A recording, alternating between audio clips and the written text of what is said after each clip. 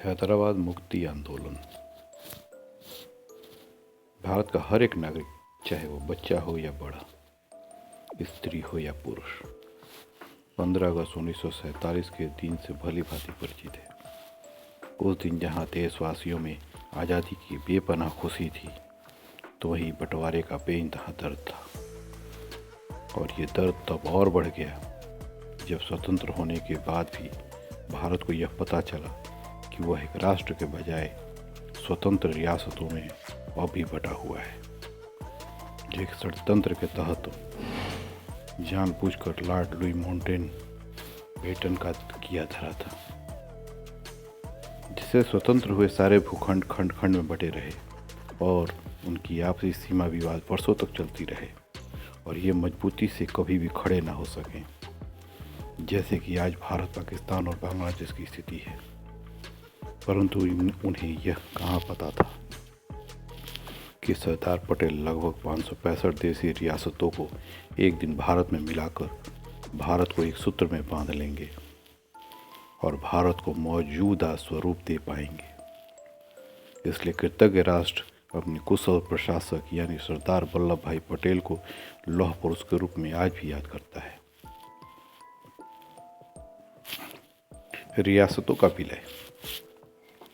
स्वतंत्रता प्राप्ति के समय देश में तकरीबन 565 देशी रियासतें थीं। उस समय सरदार पटेल अंतरिम सरकार में उप प्रधानमंत्री के साथ देश के गृह मंत्री भी थे। जूनागढ़, हैदराबाद और कश्मीर को छोड़कर सभी 562 रियासतों ने स्वेच्छा से भारतीय परिसंघ में शामिल होने की स्वीकृति दे दी थी। वास्तव में माउंटबेटन ने जो प्रस्ताव भारत की आज़ादी को लेकर जवाहरलाल नेहरू के सामने रखा था, उसमें ये प्रावधान था कि भारत के 565 रजवाड़े भारत या पाकिस्तान में से किसी एक में विलय को चुनेंगे और वे चाहे तो दोनों के साथ ना जाकर अपने को स्वतंत्र भी रख सकेंगे। इन 565 रजवाड़ों में से अधिकांश प्रिंसली स्टेट यानी ब्रिटिश भारतीय साम्राज्य का हिस्सा थे। उनमें से भारत के हिस्से में आए रजवाड़ों ने एक एक करके विलय पत्र पर हस्ताक्षर कर दिए। क्या यूं कह सकते हैं कि सरदार पटेल तथा बीपी मेनन ने हस्ताक्षर करवा लिए और बचे रह गए हैदराबाद, जूनागढ़, कश्मीर और भोपाल। जूनागढ़, कश्मीर तथा हैदराबाद तीनों राज्यों को सेना की मदद से विलय करवाया गया, किंतु भोपाल में इसकी आवश्यकता नहीं पड़ी, क्योंकि पटेल और मेनन को पता था कि भोपाल को अंततः मिलना ही होगा और भोपाल का विलय हुआ भी, किंतु सबसे अंत में। हैदराबाद सभी रियासतों में सबसे बड़ी एवं सबसे समृद्धशाली रियासत थी, जो दक्कन पठार के अधिकांश भाग तक फैली थी।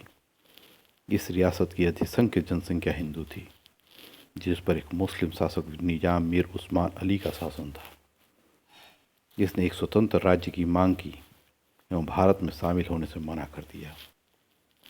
उसके पीछे जिन्ना का आश्वासन प्राप्त था कि जरूरत पड़ने पर हम तुम्हारे साथ रहेंगे।